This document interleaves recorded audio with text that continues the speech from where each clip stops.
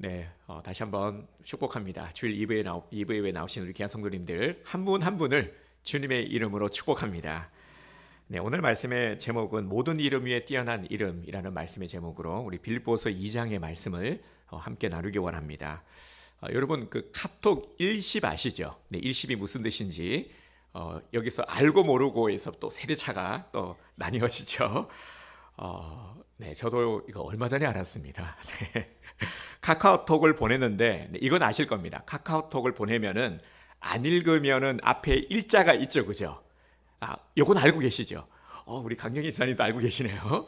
네, 카톡을 보냈는데 안 읽으면은 일자가 사라지지 않아요. 그런데 일자가 사라졌다라는 거는 카톡을 읽었다라는 거죠.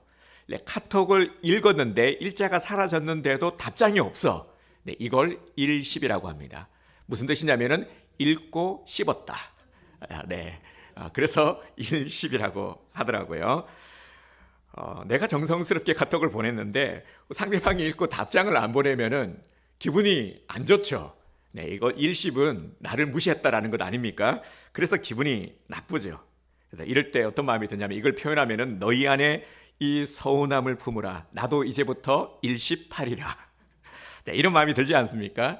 그런데 말이죠. 우리는 또 그리스도인들이잖아요. 또 다른 사람들과 같을 수 없잖아요.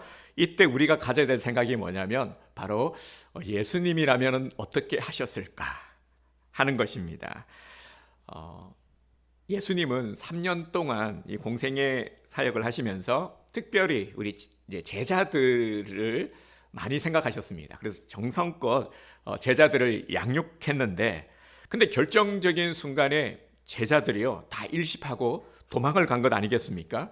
베드로는 심지어 차단까지 했죠. 네, 예수님을 차단까지 했습니다. 그런데 주님은 부활하셔서 이런 제자들에게 뭐라고 하셨습니까? 너희들 나한테 왜 이랬어? 왜 나 무시해? 네, 이렇게 하지 않으셨죠.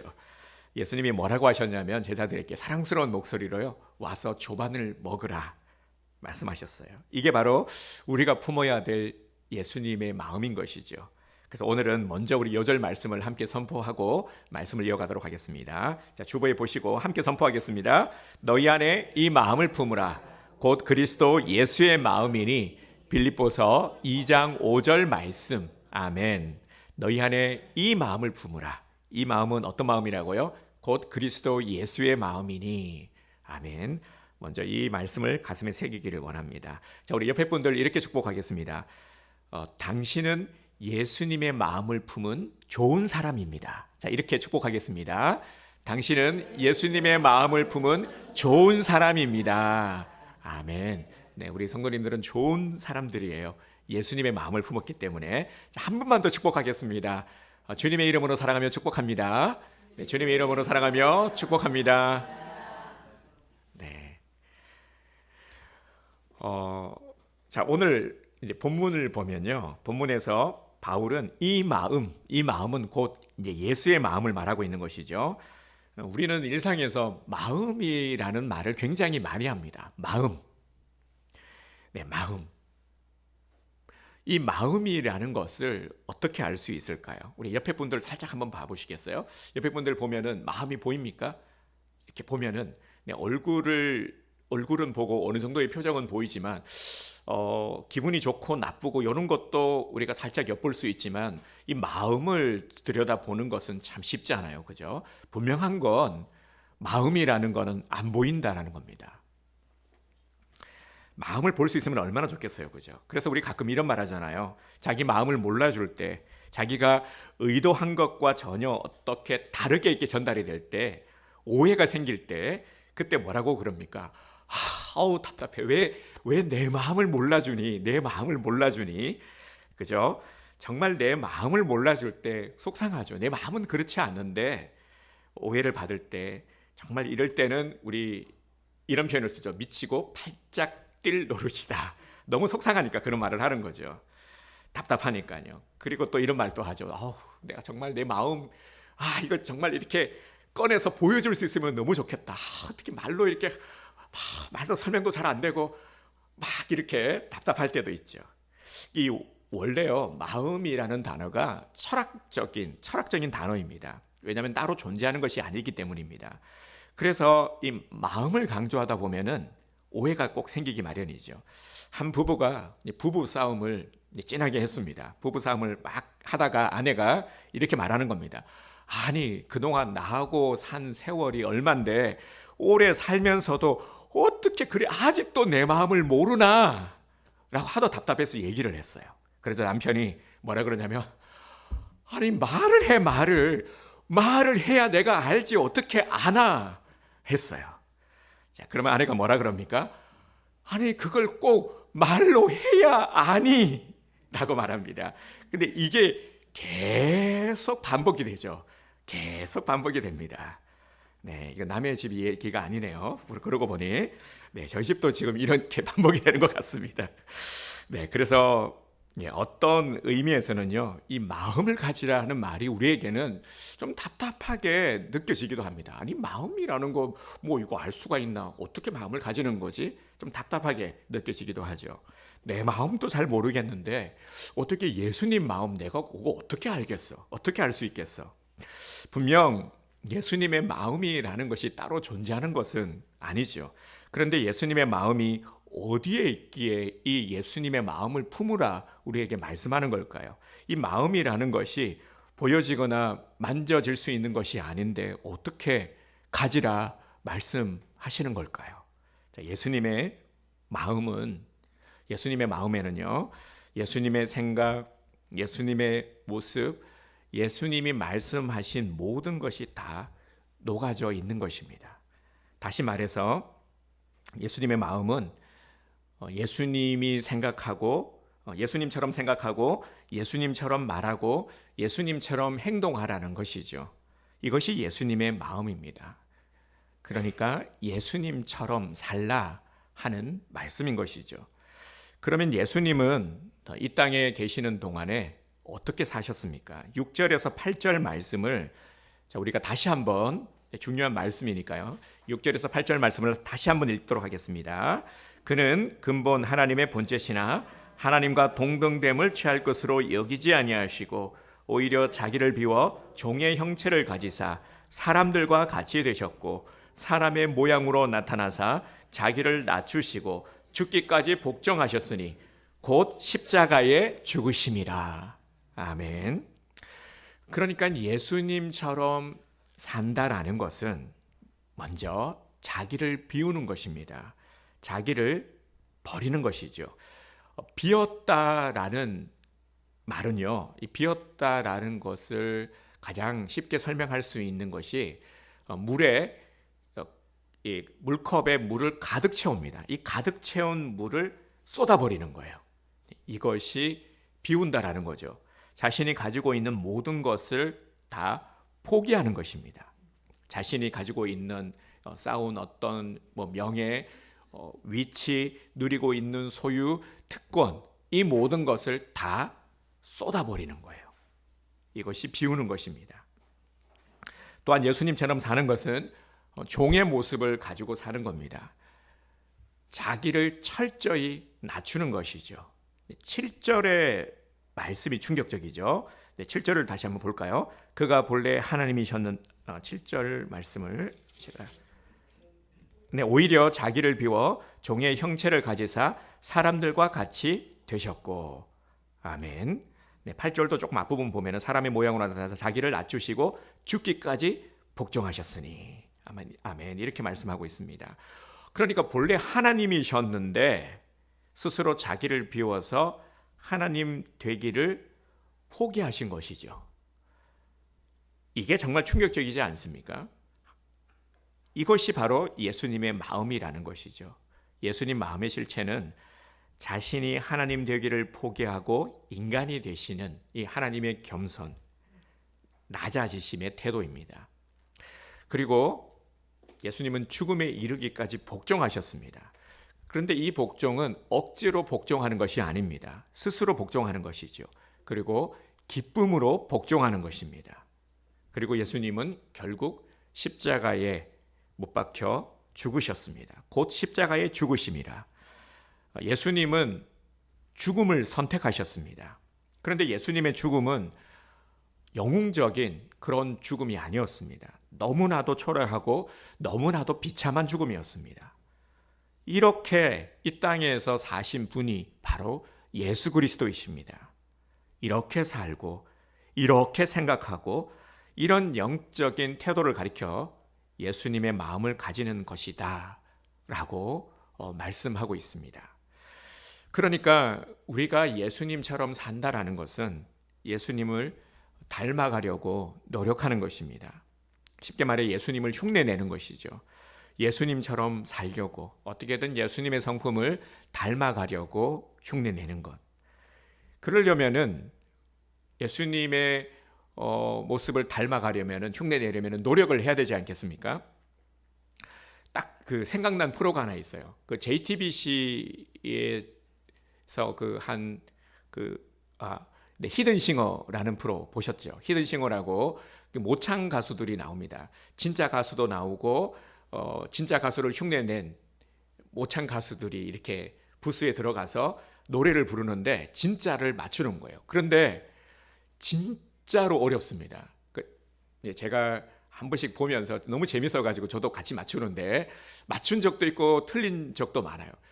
근데 그 전문 가수들도요, 가수들도 많이 틀려요. 왜냐하면 너무 감쪽 같기 때문에. 진짜 잘합니다. 얼마나 연습을 많이 했으면 그만큼 분간하는 것이 어렵다라는 거는 노력을 많이 했다라는 거죠. 실제로 얘기 들어보면은 그 가수를 너무 좋아한 나머지 수백 번, 수천 번 따라하다 보니까 목소리가 같을 수는 없잖아요. 그런데도 계속 따라하다 보니까 비슷해진 거예요. 사람들이 분간할 수 없을 정도로. 저는 이게 딱 떠올랐습니다. 아, 그렇구나.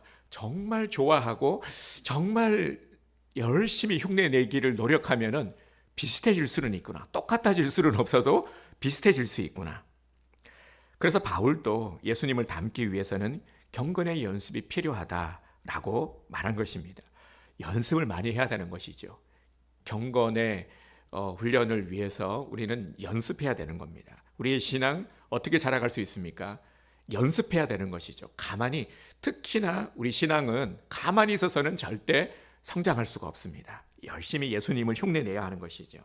예수님처럼 자기를 비우는 일을 흉내내고 예수님처럼 자기를 포기하는 일에 이것을 더욱더 흉내내야 하는 것이죠.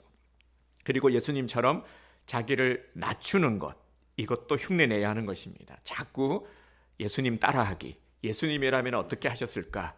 예수님을 생각하면서 나도 자꾸 연습을 해야 하는 것입니다. 잘 안 되더라도 한 번 해서 또 잘 안 되고 두 번 해서도 잘 안 되고 하지만 계속 어떻게든 예수님을 따라하기 위해 노력해야 하는 것이죠. 그러면 우리 속에 서서히 예수님의 마음이 생겨나게 되는 것입니다. 그런데 지금 우리들의 마음은 어떻습니까? 자, 내 마음을 한번 이제 들여다봅시다. 내 마음은 어떻습니까?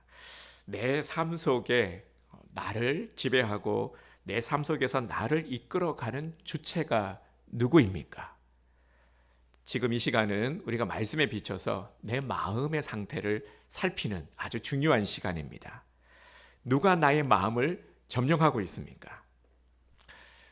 오래전 일인데요. 제가 복무할 때 저는 의경으로 군복무를 했는데 이제 의경들은 그 인파가 많이 몰리는 곳에 이제 치안과 안전을 위해서 이 경비 일을 나갑니다. 이렇게 순찰 같은 거 하는 거 아마 줄지어서 이렇게 하는 거 보셨을 거예요. 그렇게 하면서 또 치안이라든지 또 어떤 뭐 안전을 위해서 임무를 수행하는 거죠. 근데 그때는 어디로 갔냐면요. 한 번씩 그렇게 이제 경비 지원 업무를 요청을 할 때 경기청에 요청을 하면은 이제 몇 개 중대 뭐 어디 가라 하면은 이렇게 쭉 출동하는 겁니다. 어디를 가냐면은 과천에 있는 경마장에 갔습니다.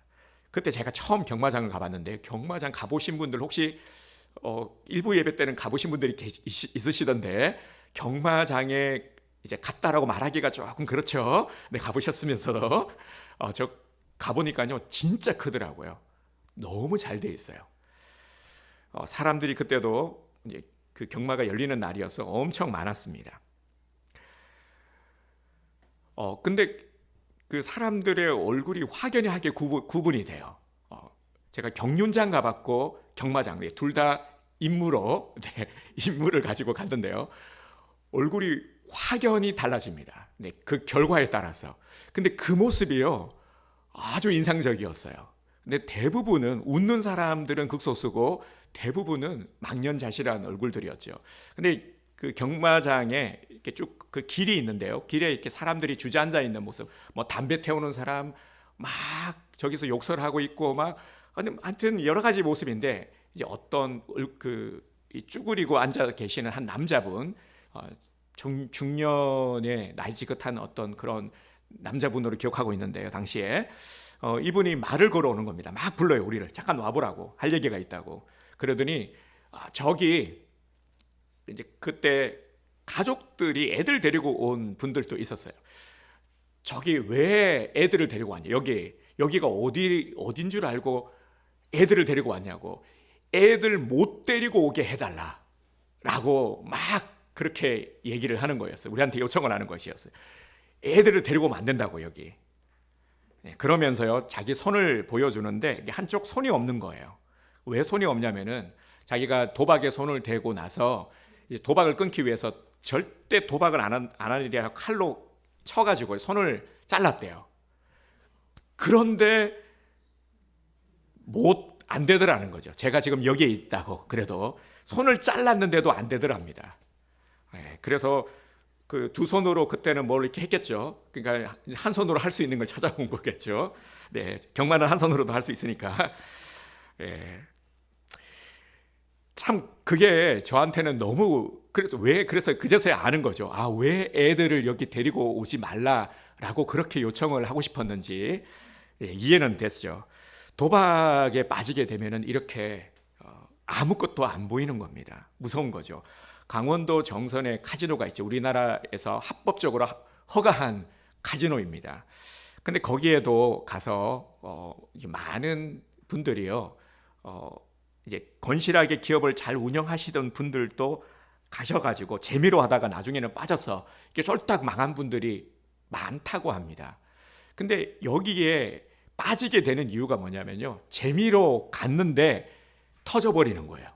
재미로 가서 잃고 오면은 아무런 문제가 없는데, 가서 우리 잭팟 터진다 그러잖아요. 빠찡코 했는데, 소액을 넣었는데 갑자기 막 터져버린 거예요.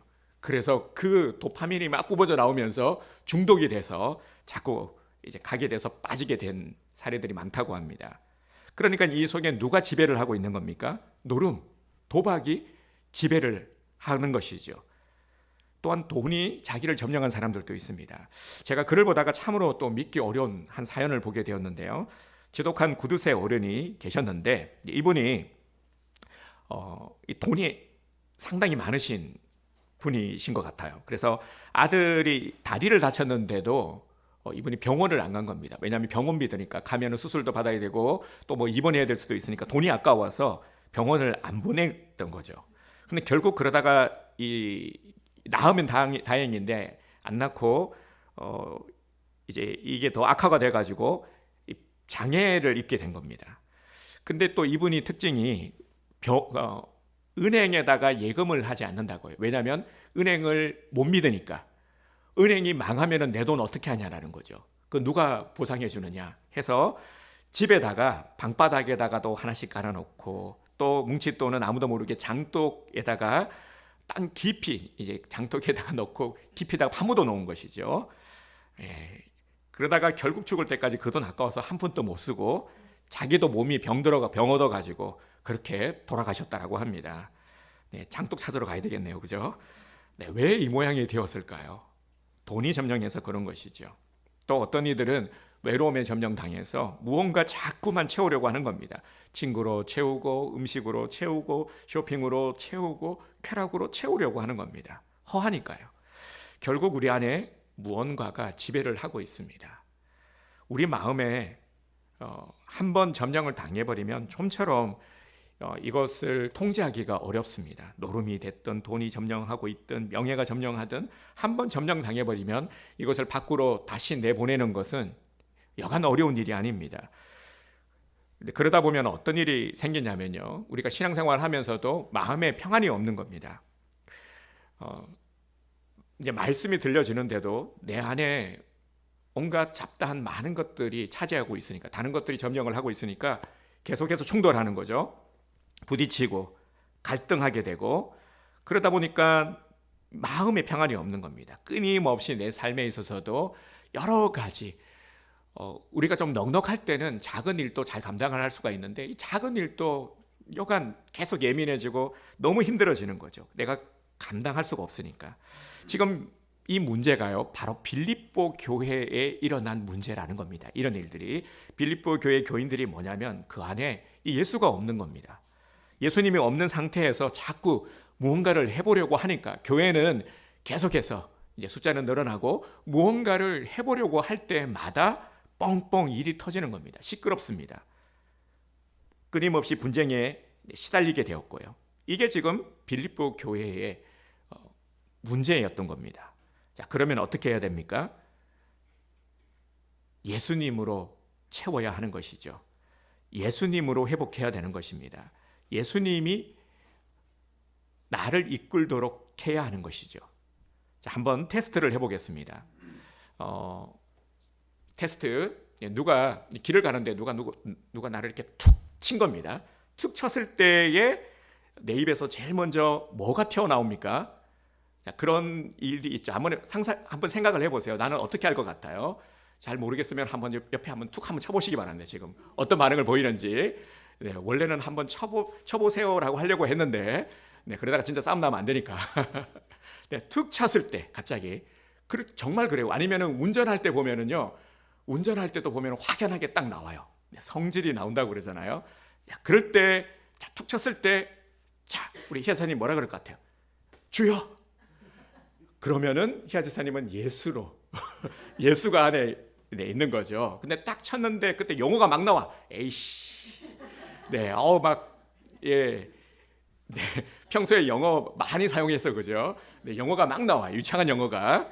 네, 가르쳐 주지도 않았는데 막 나와요. 그죠? 네, 이러면은 이거는 다른 걸로 채워진 사람인 것이죠. 제가 좀 우스갯소리로 말씀을 드렸지만 아주 중요한 거잖아요. 우리 안에 무엇으로 채워져 있느냐. 이게 그냥 나오는 겁니다. 평소에요. 무의식 중에도 나오는 거죠. 자, 지금은 사순절 기간입니다. 오늘 우리 빌립보서 2장의 말씀을 함께 나누는 것도 사순절 우리의 위치를 바로 잡기 위해서입니다.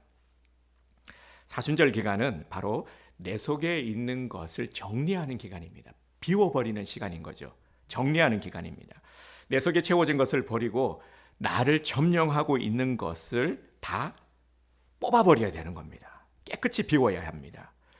비우지 않고는 예수님으로 채울 수 없기 때문입니다. 비우지 않고 예수님으로 채우게 되면은 부딪히고 갈등하죠. 몸도 아프게 되고 힘도 쭉 빠지게 되는 겁니다. 자, 나를 비우려면은 어떻게 된다고요? 예수님을 열심히 닮아가기 위한 노력, 흉내내기 위한 노력을 해야 합니다. 열심히 흉내내셔야 됩니다. 그래야 비워질 수가 있습니다. 그냥 되는 것은 절대 없습니다. 근데 이게 뭐냐면요, 바로 성화의 과정입니다. 성화라는 것은 우리가 예수님을 닮아가는 과정, 이렇게 우리가 성장해 가는 과정이 바로 성화의 과정입니다. 성숙되는 것이 그냥 성숙되는 것이 아니라, 그냥 철들어감이 아니라 예수님을 더 많이 닮아가는 과정입니다. 결국 우리가 걸어가야 할 길 또한 예수님의 발자취를 따라가는 것이죠. 그래서 지금 우리가 하고 있는 것이 요한복음의 말씀을 통해서 예수님의 십자가의 길을 따라가면서, 그 발자취를 따라가면서 묵상하고 예수님을 배워가는, 다시 예수님을 회복하는 기간이죠. 바로 이것이 지금 우리 사순절 기간에 우리가 해야 할 일입니다. 이제 다음 주면 종료주일이고, 이제 다음 주에 또 우리 종료주일을 시작해서 우리 고난주간으로 이어지게 되는 것이죠. 자, 지금부터 우리가 무엇을 해야 되느냐? 고난주간까지 해야 되는 일이 바로 나를 비워버리는 겁니다. 비울 때는 그냥 확 부어버려야 돼요. 이제는 내려놓으면서 자기 비움에까지, 내려놓으면서 비움에까지 나가야 하는 것입니다. 이걸 연습해야 하는 것입니다. 요즘은 이런 말하는 사람이 없지만 우리 심심찮게 옛날에 많이 들었던 말이 뭐냐면 이 예수쟁이라는 말이거든요. 혹시 기억하시는 분들이 계실지 모르겠습니다. 저도 어릴 때 보면 동네 분들이 이제 손가락으로 가리키면서 얘기를 해요. 어우, 저 예수쟁이 새끼네, 예수쟁이. 근데 어릴 때 저는 그 말이 되게 듣기 싫었어요. 근데 교회 다니는 그때 당시에 이제 어른들은 그냥 뭐 웃으면서 잘 이렇게 그냥 아무렇지도 않게 그렇게 다니시던데, 저는 그 말이 왜 그렇게 듣기 싫었는지 그랬거든요. 근데 지금 와서 곰곰이 생각해 보면은 이게 이 말이 아주 맞는 말, 아주 정확한 말이더라고요. 그게 맞는 거죠.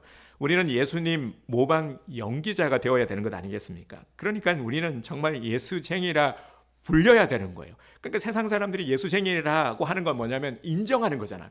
쟤는 예수 믿는 사람인데 쟁이가 붙었다라는 건 뭐냐면, 이게 욕이 아니라 예수쟁이라는 것은 쟤는 정말 교회 잘 다니고 독실한 애야 라는 거잖아요. 그렇게 인정하는 거지 않습니까?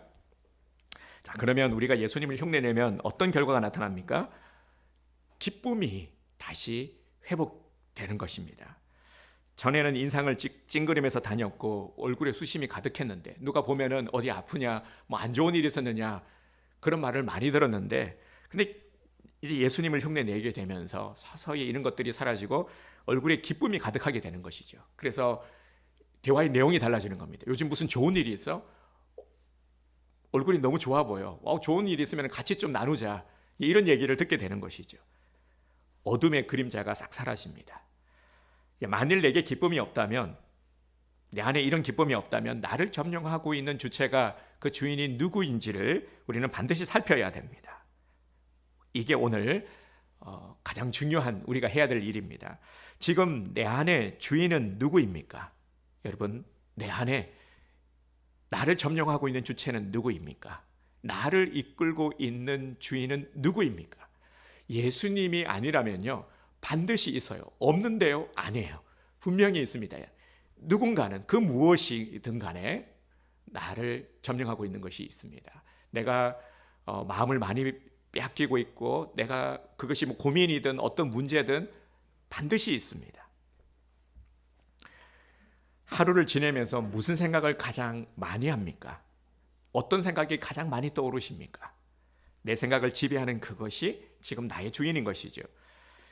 자, 이제 좋습니다. 이제부터가 중요하죠.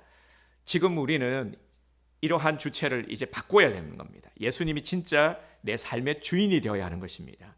예수님이 나의 주인이 되고 예수님이 내 인생의 주인이 되어야 합니다. 예수님이 내 삶을 이끄셔야 합니다. 나를 온전히 책임져 줄 수 있는 분, 나의 모든 필요를 채워줄 수 있는 분, 나의 궁극적인 문제를 해결해 줄 수 있는 분, 바로 예수 그리스도이심을 믿으시길 바랍니다. 이 예수님이 내 인생의 주인이 되어야 합니다. 오늘 이 마음을 먼저 우리가 확실하게 회복을 해야 합니다. 예수님이 주인이 아니라 다른 것이 주인이 되면 어떻게 됩니까? 일단 신앙부터 무너지게 되고요, 갈등의 단계를 지나서 완전히 궤도 이탈을 해버리게 됩니다. 그러면 와장창 어느 순간에 큰일이 아니라 작은 일로 인해 와장창 무너져 버리게 돼요. 자, 여러분, 이거는 정말 심각한 일입니다. 예수님이 아닌 다른 것에 한번 사로잡히면, 자, 그래서 제가 아까 뭐 도박이라든지 이런 것들을 제가 예를 들어 드렸는데, 이렇게 사로잡히면은 헤어나오지 못하는 거죠. 굉장히 무섭습니다. 아마 우리 직간접적으로 뭐 가족들 중에이든지 아니면 우리 주위에서도 이런 것들을 충분히 우리 성도님들이 많이 경험하셨을 겁니다. 왜냐하면 내 안에서 주인 노릇하는 것, 그게 내 삶을 그렇게 만들기 때문입니다. 그래서 정작 당사자들은 어떤 얘기를 하냐면요, 그러니까 옆에서 보기에는 심각하다 하지만 본인들은 하나도 안 심각하거든요. 그리고 나서 나중에 뭐라 그럽니까? 내가 왜 그랬는지 모르겠다고. 내 의지와 상관없다. 근데 그게 맞는 거거든요. 그걸 또 이해를 해줘야 돼요. 의지와 상관없이 그렇게 끌려가는 겁니다. 내 안에 주인, 내 마음을 확 장악해버렸기 때문에. 그래서 이게 무서운 거죠. 의지하고 상관이 없이 끌려가는 겁니다. 내가 그러고 싶어서 그런 게 아니죠. 내 속 지배하는 주인이 나를 그렇게 만드는 것입니다. 우리는 그동안 신앙생활을 하면서요, 예배를 드리면서도 설교도 참 많이 들었죠. 그리고 찬양도 많이 불러왔습니다. 내가 주인 삼은 모든 것 내려놓고 내 주 대신 주 앞에 나가, 그리고 예수를 나의 구주 삼고 성령과 피로써 거듭나니, 이렇게 찬송 찬양 참 많이 불렀는데요. 하지만 진정 우리는 그렇게 살지는 못했죠. 그래서 우리 신앙생활이 참 많이 힘들기도 했습니다. 내 속에 나를 점령하고 있는 뭔가가 그대로 있는 한 말씀이 들어갈 자리가 없는 것입니다. 아무리 좋은 말씀을 들어도 이 말씀이 우리 안에 자리 잡지를 못하는 겁니다. 하지만 이제 내 안에 주인 노릇하는 것을 밖으로 몰아내버리면, 내 안에 주인 행세하는 것을 밖으로 우리가 내던져버리면 그때부터는 완전히 인생이 달라지게 되는 것이죠. 오늘 이것을 우리가 회복하게 되는, 정말 체험하게 되는 놀라운 은혜의 역사가 일어나기를 주님의 이름으로 축복합니다. 그래서 빨리 내 삶의 주인을 바꾸어야 합니다. 정말 그러기를 원하십니까? 좋습니다. 그러면 어떻게 하면 되냐면요. 자, 먼저 어디서부터 시작하냐면 우리 입술의 고백에서부터 시작을 하는 겁니다. 자, 저를 한번 따라서 해주시길 바랍니다. 내가 주인 삼은 모든 것을 내려놓겠습니다. 내가 주인 삼은 모든 것을 내려놓겠습니다. 내 안에 주인 노릇하는 것을 다 버리겠습니다. 내 안에 주인 노릇하는 것을 다 버리겠습니다. 예수님은 나의 주인이십니다. 예수님은 내 인생의 주인이십니다. 아멘. 네, 이 고백에서부터 시작을 하는 겁니다. 그래서 아침에 일어나면 노력을 해야 된다 그랬죠. 부단한 노력이 필요합니다. 그냥 되어지는 일은 없습니다. 아침에 일어나면 제일 먼저 고백드리고요. 막 이렇게 엎드리고 그러지 못해도 그냥 계속해서 노력하시면 됩니다. 그리고 잠자리에 들 때도 주인 되신 주님을 의식하고 생각하고 짧게라도 고백드리는 것이죠. 주님이 나의 주인 되십니다. 그리고 감사기도도 드리고 주님이 주인 되심을 자꾸만 우리가 고백드려야 합니다. 이게 굉장히 중요합니다. 저도 마찬가지입니다. 노력을 굉장히 많이 하고 있습니다. 이 고백에서부터 시작을 하고 그래도 잘 안 되죠, 그죠? 연약한 부분들을 도움을 요청하는 겁니다. 그러면 성령님께서, 보혜사 성령님은요, 보혜사는 돕는 분이세요. 그래서 예수님이 승천하시고 나서 보혜사 성령님을 보내주신 것은 우리를 도우라고 보내주신 겁니다. 근데 보혜사 성령님은 그냥 가만히 있는데 도와주시지 않습니다. 반드시 요청하셔야 돼요. 우리의 연약함을 요청하는 겁니다. 이제 고백을 드리죠. 그러면 어떤 마음이 드냐면 고백하는데 잘 될까라는 의심의 마음과 연약함이 우리 안에 공존을 합니다. 시작은 선포, 고백으로 드려지고 그래도 연약한 부분들을 도움 구하는 겁니다. 우리들 중에는 특별히 또 연약한 부분들이 있어요. 사람들마다 다 다릅니다. 강점도 있고 또 단점도 있죠. 그런 연약한 부분들을 요청하는 거예요. 구체적으로. 그러면 성령님께서 우리를 도우십니다. 그래서 어떻게든 우리 안에 주인이 예수 그리스도이심을 빼앗기지 말아야 하는 것이죠.